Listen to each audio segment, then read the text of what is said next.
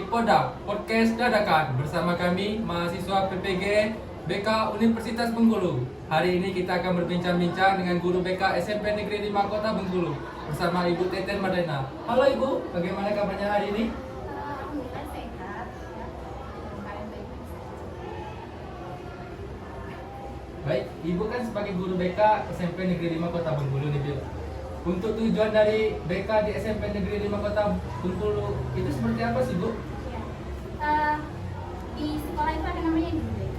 Tentunya guru BK itu bertujuan untuk membantu siswa mengembangkan potensi mereka semaksimal mungkin.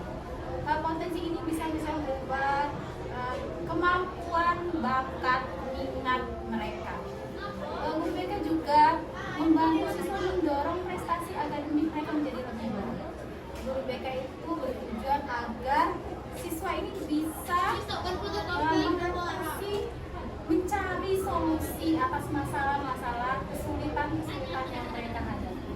Antara lain misalnya tentang masalah pribadi maupun masalah-masalah sosial. Oke Bu, saat melaksanakan layanan kuliah dan konseling di SMP Negeri 5 ini, kira-kira apa sih hambatan yang sering Ibu hadapi dalam mencapai tujuan dari pemberian layanan ini? Ya, hambatan itu pasti ada ya, walaupun mungkin tidak terlalu signifikan. Yang jelas hambatan yang pertama pasti di semua bidang itu ada dukungan sarana prasarana yang kadang-kadang ya belum begitu mendukung, termasuk kondisi ruangan BK itu sendiri kan bisa kalian lihat sendiri. Terus sarana-sarana yang mendukung yang lain. Terus hambatan yang lain yang biasanya berasal dari guru mata pelajaran. Ya mungkin peran guru mapel itu yang belum maksimal. Mungkin mereka juga belum memahami tentang layanan-layanan BK sehingga terjadi miskomunikasi bisa. Terus mungkin juga kolaborasi kita yang masih kurang. Terus hambatan yang lain itu biasanya terjadi pada siswa itu sendiri ya. Kadang-kadang masih ada stigma bahwa guru BK itu atau ruang BK itu tempat masuknya anak-anak yang nakal.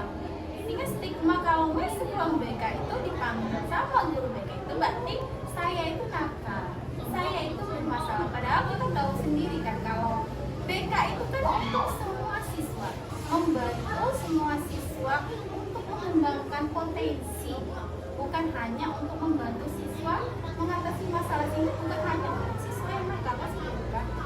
Itu hambatan. Karena stigma itu banyak siswa-siswa yang merasa takut ketika dipanggil BK, takut ketika disuruh ruang BK itu hambatan, salah satu hambatan.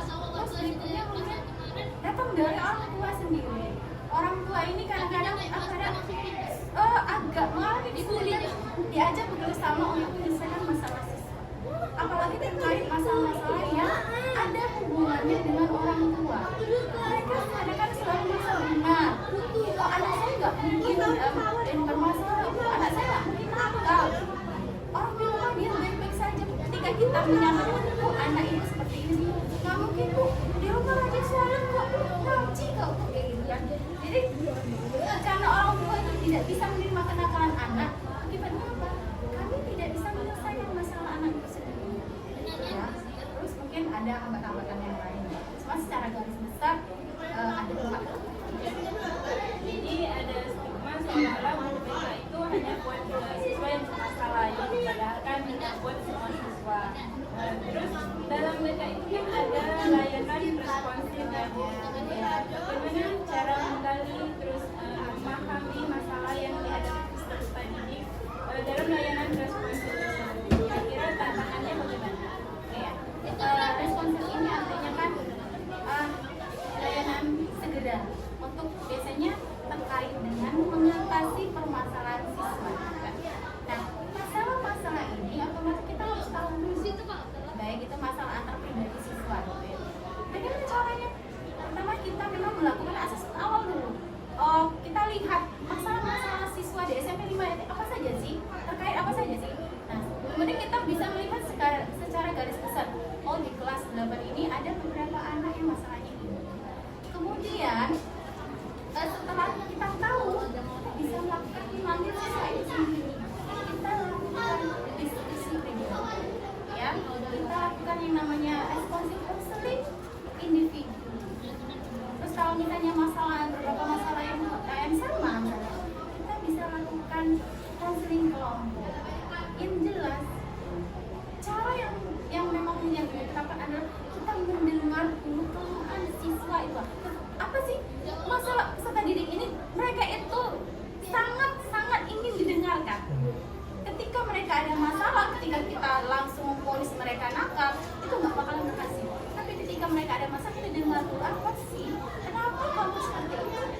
akan bercerita ketika mereka nyaman, mereka merasa oh saya didengarkan, saya dihargai, maka kita akan menemukan sendiri cara-cara tersebut. Jadi melalui diskusi, melalui kelompok bisa, melalui banyak cara-cara yang misalnya teknik-teknik tertentu bisa kita lakukan. Baik ya Bu ya. Nah setelah itu bagaimana cara Ibu merefleksikan atau mampu merefleksikan pikiran atau sikap mereka berdasarkan dari umpan balik dan penilaian diri? Ya, supaya kita bisa melihat layanan kita itu berhasil atau tidak, kita harus memberikan kesempatan kepada siswa untuk refleksi. Nah, bisa misalnya refleksi diri, misalnya dengan ya seperti pribadi antara siswa dan guru. Ayo kita refleksi diskusi masalah pribadinya. Kemudian kita bisa melakukan refleksi ini apa mereka, ya, atau mau itu diskusi tentang apa sih, siapa sih kamu misalnya kan, kenapa kamu begini kan, kita bisa melakukan refleksi dengan berbentuk sebuah angket, sebuah tulisan tentang refleksi diri, misalnya pertanyaan-pertanyaan terkait dengan permasalahan-permasalahan mereka hadapi, sehingga mereka itu kan ada beberapa anak-anak yang nggak mau terbuka kan, ketika kita tanya tuh ketika kita hadapi dia takut gitu kan. Nah, cara merefleksi itu kita bisa memberikan sebuah seperti angket sehingga dia dengan gampang menuliskan oh saya seperti ini, untuk mungkin pertanyaan-pertanyaan tertentu. Mungkin ada cara-cara yang lain lah, teman sebaya, sahabat, sehingga ada yang bisa merefleksikan mereka yang kemudian itu untuk seiring dengan acuan kita melaksanakan kegiatan layanan. Baik Ibu, tentunya dalam pemberian layanan BK itu sendiri melibatkan peserta didik secara langsung ya Bu. Ya. Dalam pemberian layanan BK itu kan ada yang namanya evaluasi dan tindak lanjut. Ya. Nah, bagaimana cara Ibu untuk mengajak peserta didik untuk melakukan evaluasi dan tindak lanjut terhadap perkembangan diri mereka? Ya. Biasanya evaluasi ini kalau kita melakukan layanan, memang kita lakukan evaluasi dulu. Ya. Misalnya kalau awal jalan kita pasti selalu melakukan evaluasi hasil belajar. Ini dari hasil belajar. Nah, bagaimana? Ayo kita mengevaluasi hasil belajar. Ini hasil belajarnya nilainya berapa? Tapi kadang-kadang anak itu lucu. Mereka tidak ingat hasil belajarnya sendiri. Berapa nilai rapor matematika? Tahu? Nggak tahu, saya nggak ingat. Ini gimana kita mau mengevaluasi kan gitu? Ayo kita evaluasi. Mata pelajaran apa yang kemarin yang paling kamu susah, yang paling sulit, yang terjelek nilainya? Saya menyampaikan itu. Kemudian anak-anak mencatatkan semuanya. Ayo, kenapa? Hambatan apa? Apa letak kesulitannya? Setelah kita tahu letak sulitnya, hambatannya apa, nanti kita munculkan apa? Cara mengatasinya kan? Oh, gini loh cara mengatasi. Itu bisa diskusikan antar teman. Satu orang misalnya maju ke depan, evaluasi, masih belajar. Yang lain memberikan oh gini nih cara belajar matematika yang benar. Terus dari segi misalnya evaluasi dari segi mata pelajaran. Salah satu bentuk contohnya, misalnya evaluasi perilaku. Kemarin ada beberapa anak misalnya tidak naik kelas. Kita contohkan walaupun kita tidak menyebutkan kan. Ayo evaluasi perilakunya kemarin gimana di kelas. Selama kelas 7 misalnya, siapa yang nakal, siapa yang bolos, siapa yang apa, itu evaluasi. Atau bisa kita menggunakan seperti tadi, angket tertulis melalui semacam tertulis mengevaluasi diri masing-masing, karena ya tidak semuanya bisa berbicara dengan baik. Seperti itu. Dalam bentuk server atau angket tertulis. Banyak ini cara yang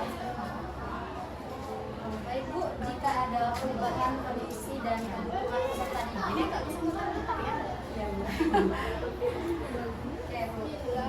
Jika ada perubahan kondisi dan kebutuhan peserta didik, bagaimana sih cara Ibu menyesuaikan rencana pembimbingan klasikal Bu agar tetap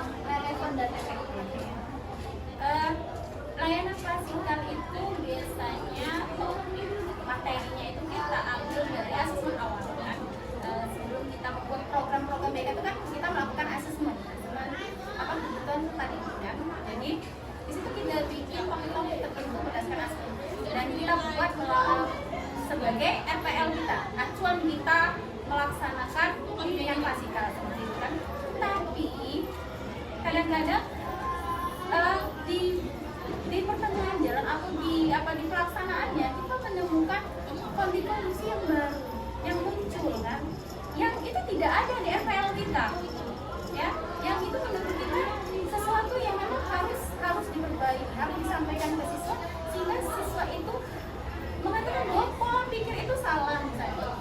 Ibu contohkan begini, SMP 5 itu kemarin sempat banyak peserta didik perempuan yang menyilem tangannya.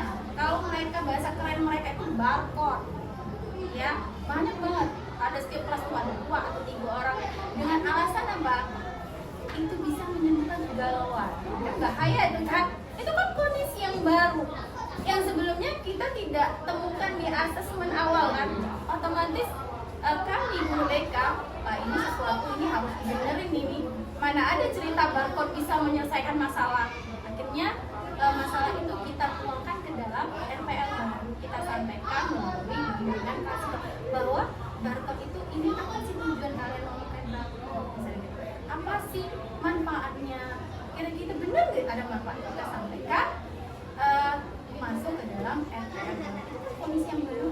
Jadi sebenarnya layanan BK itu bisa menyesuaikan dengan hal-hal yang memang dianggap penting dan perlu.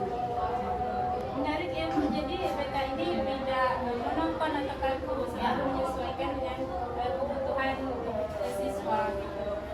Terus bagaimana Bu Ibu mengatur dan merencanakan kegiatan BK itu agar maksimal, efektif dan tujuannya bisa tercapai? Ya, BK ini kan tujuan utamanya itu memang kita membantu siswa. Guru BK itu sahabatnya siswa. Bagaimana siswa itu berkembang semaksimal mungkin. Ya, seperti dalam potensi, bakat, minat, terus pribadiannya baik, pola pikir mereka harus sehat gitu kan. Karena kita nggak bisa mengatakan mereka salah. Kita yang baik itu kan cara berpikir mereka harus sehat. Dan tentunya saja kita punya tujuan yang jelas, yang baik, ya. Kita lakukan, kita membuat program-program yang kayak program tahunan, apa itu berdasarkan apa? Berdasarkan kebutuhan siswa tadi dengan melakukan asesmen kebutuhan peserta. Kemudian setelah itu apa yang kita lakukan? Ya, kita buat program. Kita perlu mendukung pelaksanaan, ya, supaya berjalan baik. Maka BK itu harus didukung oleh semua pihak, melaksanakan kolaborasi pada semua pihak. Ya, pihak itu banyak, ada kepala sekolah, dari mapes, siswa, orang tua, bahkan pihak-pihak terkait misalnya kayak BNN, apalagi itu PPATK gitu kan, ya. Setelah itu apa? Supaya berjalan baik itu, tentunya kita mengadakan harus ada evaluasi dan tindak lanjut dari program yang kita lakukan. Kalau bahasa kurikulum ini apa ya? Lupa ya gitu kan. Harus evaluasi. Kira-kira tujuan kita sudah tercapai. Program yang kita laksanakan udah sesuai belum? Dan evaluasi ini harus kita lakukan dengan beberapa ya asesmen tadi, melakukan tindak lanjut. Hasil yang ingin dicapai apakah perbaikan, apakah ada sesuatu yang perlu ditambahkan seperti itu, ya. Baik Ibu, terima kasih untuk informasinya mengenai BK itu sendiri, baik itu secara umum maupun yang terjadi di sekolah ini. Kami mengucapkan ribuan terima kasih kepada Ibu yang telah menyempatkan waktunya untuk berbincang kepada kami, untuk memberikan informasi kepada kami. Mungkin kita bisa ketemu lagi di pertemuan berikutnya Bu. Kami akhiri, wassalamualaikum warahmatullahi